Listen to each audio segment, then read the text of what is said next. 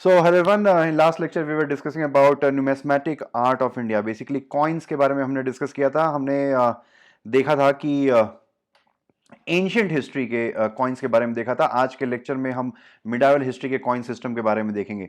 तो पहला आता है दिल्ली सल्तनत के बारे में. तो दिल्ली सल्तनत के बारे में 6 इंपॉर्टेंट फैक्ट्स जानने जरूरी हैं. तो 6 इंपॉर्टेंट फैक्ट. तो पहला फैक्ट ये है कि भाई जो दिल्ली सल्तनत के जो कॉइन्स थे उस पे आपको कोई भी इमेज, ठीक है, चाहे किंग की या किसी भी भगवान की इमेज आपको देखने को नहीं मिलेगी. ठीक है, पहली चीज. दूसरी बात, आपको इंस्क्रिप्शन इंस्क्रिप्शन ही सिर्फ देखने को मिलेंगे. Inscription, only inscription you can find in these Delhi सल्तनत कॉइन्स. ठीक है, दिल्ली सल्तनत कॉइन्स में सिर्फ आपको इंस्क्रिप्शन, जो होली इंस्क्रिप्शन है, जो कुरान और बाकी जगहों से इस्लामिक जो रिलीजियस टेक्स्ट है उनके इंस्क्रिप्शंस आपको देखने को मिलेंगे. ऐसा क्यों है? क्योंकि भाई आपको जैसा पता है कि इस्लाम में आइडोलेट्री, जो बुत परस्ती जिसको कहते हैं, that is completely prohibited, that is forbidden. And because of this religious doctrine you will not find any kind of images or any kind of images of king or god on these inscription, on these coins. ठीक है, तो ये बात हो गई. दूसरी चीज, तीसरी चीज ये है कि भाई पहली बार जब दिल्ली सल्तनत के समय में जो कॉइन का जो मिंट है, मतलब कि कॉइन कहां से, जिस कॉइन को बनाया गया है उस मिंट, उस जिसको हम टकसाल भी कहते हैं, ठीक है, तो मिंट के बारे में इंफॉर्मेशन दी गई. ठीक है, पहली बार दिल्ली सल्तनत के टाइम पे. ये इंपॉर्टेंट फैक्ट, इसको याद रखेंगे. फिर चौथी चीज ये है कि इल्तुतमिश, ठीक है, इल्तुतमिश जो मामलुक डायनेस्टी यानी स्लेव डायनेस्टी के रूलर थे, ही इंट्रोड्यूस 2 कॉइन्स. ठीक है, उन्होंने 2 कॉइन इंट्रोड्यूस किए. One was silver coin, silver was called tanka, and copper coin was called jital. तो सिल्वर टंका और कॉपर जीतल, ये 2 तरीके के जो कॉइन है वो इल्तुतमिश ने इंट्रोड्यूस किए. फिर अगर हम आगे बढ़ते हैं मामलुक डायनेस्टी के बाद खलजी डायनेस्टी के बारे में, तो Alauddin Khilji, Alauddin Khilji Alauddin Khilji was the first ruler who dropped the name of caliphate. खैलिफेट का नाम जो है उन्होंने सिक्कों से हटा दिया और उसकी जगह पे अपने सेल्फ प्रेजिंग टाइटल, ठीक है, सेल्फ प्रेजिंग टाइटल्स को वो लेकर आया. कि सेल्फ प्रेजिंग, जैसे अपने अपनी शान में कसीदों के बारे में कि जिल्ले इलाही, शहंशाह, all kind of various kinds of self-praising titles were incorporated in these coins. फिर छठा इंपॉर्टेंट जो फैक्ट है, आपको मोहम्मद बिन तुगलक के बारे में पता होना चाहिए. मोहम्मद बिन तुगलक ने क्या किया कि सिल्वर कॉइन को रिप्लेस कर दिया कॉपर कॉइन से. ठीक है, he replace silver coins with copper coins. इसके पीछे वजह ये थी कि भाई उस समय सिल्वर की दुनिया भर में काफी किल्लत हो गई थी, जिसकी वजह से उन्होंने कहा कि भाई सिल्वर की ही वैल्यू के कॉपर कॉइन्स को इंट्रोड्यूस कर दिया. ठीक है, सिल्वर वैल्यू सिल्वर वाली ही रहेगी, ठीक है, पर वो जो कॉइन है वो सिल्वर में ना बन के कॉपर के कॉइन्स होंगे. और ये जो इंस्पिरेशन थी, उन्होंने कुबलई खान जो कि एक चाइनीज रूलर थे, उन्होंने पेपर करेंसी इंट्रोड्यूस की थी. ठीक है, एक तरीके से this was a token currency. अगर आपको पता नहीं है टोकन करेंसी और रियल करेंसी और टोकन करेंसी में क्या फ़र्क होता है, तो कमेंट सेक्शन में आप पूछ सकते हैं, मैं ज़रूर उसका रिप्लाई करने की कोशिश करूंगा. तो पेपर करेंसी इंट्रोड्यूस किया था, ठीक है, which was a kind of token currency. Similar on taking inspiration from this initiative of Kublai Khan, Muhammad bin Tughlaq introduced and replaced silver coin with copper coins. This was a kind of demonetization act which was done by Muhammad bin Tughlaq. ठीक है, तो इस तरीके से. लेकिन इसकी ये वाला जो प्लान था वो बैकफायर हो गया. ये वाला प्लान इसलिए बैकफायर हो गया क्योंकि बहुत सारे लोगों ने अपने घर पे ये जो है ये कॉपर के जो कॉइन्स हैं, तांबे के कॉइन्स अपने घर पे लोग बनाने लगे. ठीक है, बहुत ही ज़्यादा फोर्जरी हो गई कॉइन्स की, जिसकी वजह से ये जो ये सिल्वर कॉइन को कॉपर कॉइन से रिप्लेस करने का जो इनिशिएटिव था मोहम्मद बिन तुगलक का, वो फेल हो गया.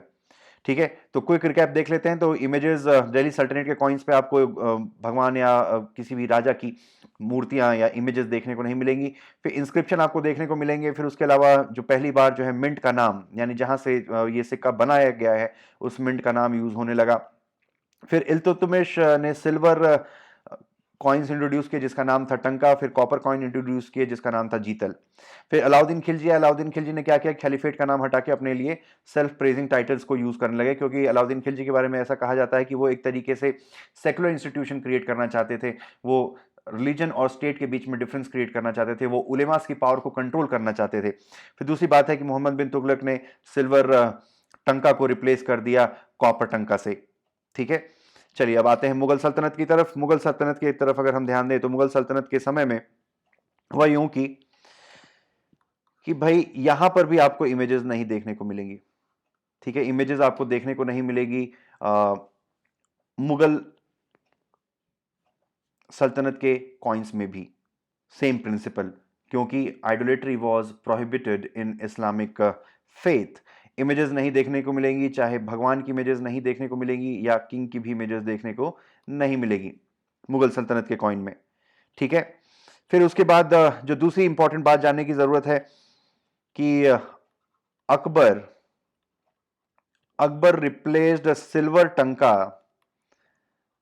टंका विथ कॉपर टंका। ठीक है, कॉपर टंका, सिल्वर टंका विथ कॉपर टंका।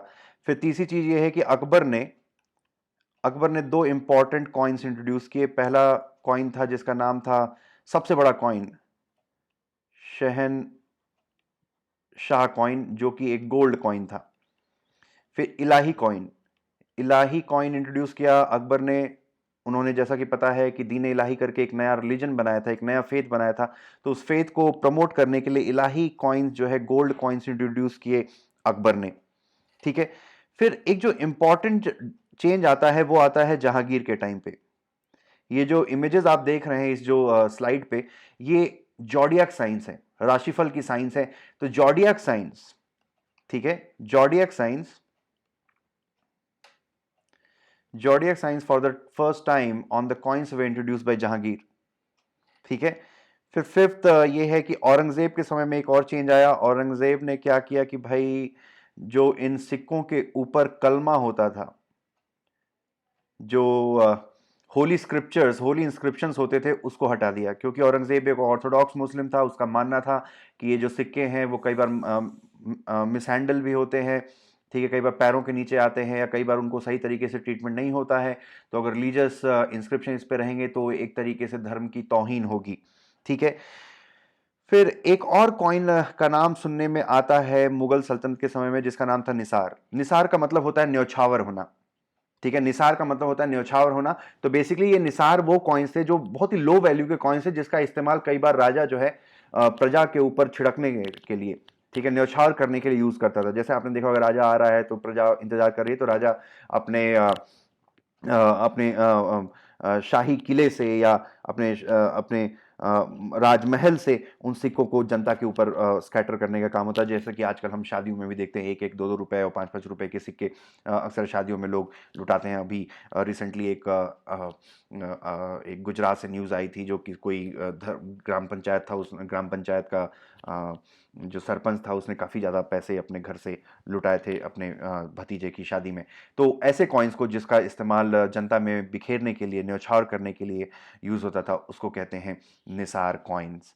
ठीक है, बात आती है फिर सूर डायनेस्टी के कॉइन्स की। तो सूर डायनेस्टी के समय में शेर शाह सूरी ने 3 try metallic coins, gold coins introduce किया, फिर सिल्वर कॉइन, फिर कॉपर कॉइन्स। ठीक है, अगर हम देखें 1540 से लेके 1555 तक सूर डायनेस्टी थी हिंदुस्तान में। ठीक है, इस पीरियड के बीच में सूर डायनेस्टी थी। तो गोल्ड कॉइन्स की अगर हम बात करें तो गोल्ड कॉइन्स का नाम था मोहर। फिर सिल्वर कॉइन्स का नाम था रुपया। आज जो हम रुपया वर्ड सुनते हैं वो शेरशाह सूरी का ही दिया हुआ नाम है। फिर कॉपर कॉइन्स था जिसका नाम था दाम। ठीक है, जो हम इंग्लिश में फ्रेज सुनते हैं, I don't give it a dam. ठीक है, मैं यानी कि मैं इस चीज को ज्यादा इंपॉर्टेंस नहीं देता, वो जो शब्द है वो इसी शब्द से आया, डैम। तो दाम जो कॉइन था, दाम सही बना डैम। क्योंकि दाम जो है एक लो वैल्यू कॉइन हुआ करते थे, दैम, एक लो वैल्यू कॉइन हुआ करते थे दैम, ठीक है, तो वहीं से ये वर्ड आया डैम, ठीक है। तो जो दाम है एक लो वैल्यू कॉइन होता था, उसी से इंग्लिश की वोकैबुलरी में ये वर्ड आया डैम, ठीक है। तो ये तीन तरीके कॉइन जिसको बोलते हैं trimetallic coins, these trimetallic coins were introduced by Sher Shah Suri. अब नेक्स्ट इंपॉर्टेंट जो डिफरेंस आता है वो है विजयनगर के समय में। तो विजयनगर के समय में पहली चीज तो ये है कि जो गोल्ड कॉइन्स थे, ठीक है, गोल्ड कॉइन्स को कई नामों से जाना जाता है विजयनगर एम्पायर, ठीक है। पहला है, उसको हम पगोड़ा भी कहते थे, PAGODA, पकोड़ा नहीं पगोड़ा, पगोड़ा। उसको कई बार वरह भी बोलते थे, VARAHA, varaha, varaha was the royal symbol. फिर उसके अलावा होन भी कहा जाता था। तो पगोड़ा, वरह और होन ये गोल्ड कॉइन्स के नाम थे। बाकी सिल्वर कॉइन को, दूसरा इंपॉर्टेंट फैक्ट है, सिल्वर कॉइन्स को तारा कहा जाता था, तारा, ठीक है। फिर एक विजयनगर का एक रॉयल सिंबल था जिसका नाम है गंड बरुंडा, गंड बरुंडा, BERUNDA, गंड बरुंडा। बेसिकली ये डबल हेडेड ईगल का साइन था, ये आप देख सकते हैं। कभी कर्नाटक में ट्रैवल करेंगे तो वहां की बसों में ये सिंबल आज भी कर्नाटका स्टेट का ये रॉयल सिंबल है, जिसमें डबल हेडेड ईगल जो ऐसे क्रॉस करके खड़े हैं वो आपको दिखाई देंगे। तो ये जो डबल हेडेड ईगल वाला साइन है उसका नाम है गंड बरुंडा, ठीक है, गंड बरुंडा। फिर उसके अलावा एक और इंपॉर्टेंट चेंज आया विजयनगर के समय में, जब Krishnadeva Raya, which who was the most important most prominent ruler of Vijayanagara dynasty, Vijayanagara kingdom, who belong to Tuluva dynasty, उन्होंने जो सिक्के इंट्रोड्यूस किए उसमें एक सिक्के के एक साइड में अपनी खुद की इमेज और दूसरे साइड में विष्णु की इमेज इंट्रोड्यूस की, ठीक है, विष्णु की इमेज इंट्रोड्यूस की। तो ये कुछ इंपॉर्टेंट कॉइन सिस्टम रहे मुगल जो है मिडावल पीरियड में, जो दिल्ली सल्तनत का पीरियड है, चाहे मुगल पीरियड हो, चाहे शेर शाह सूरी का हो, या विजयनगर एम्पायर का पीरियड हो। तो these were some of the important coins which were use during medieval period. Hope you liked it, and please do subscribe to this channel and like this video if you really found it interesting, and try to share these videos with among your friends also, and don't forget to hit this bell button, ताकि हम जो भी video upload करें उसकी notification आपको मिलती रहे। तो चैनल को सब्सक्राइब करेंगे, अभी आगे बहुत ही हम चीज़ें सीखने वाले हैं, और जैसा कि मैंने बताया कि ये सोशल चैनल है, this is with you for you always, ठीक है। So thank you, thanks for watching, have a nice day, all the best.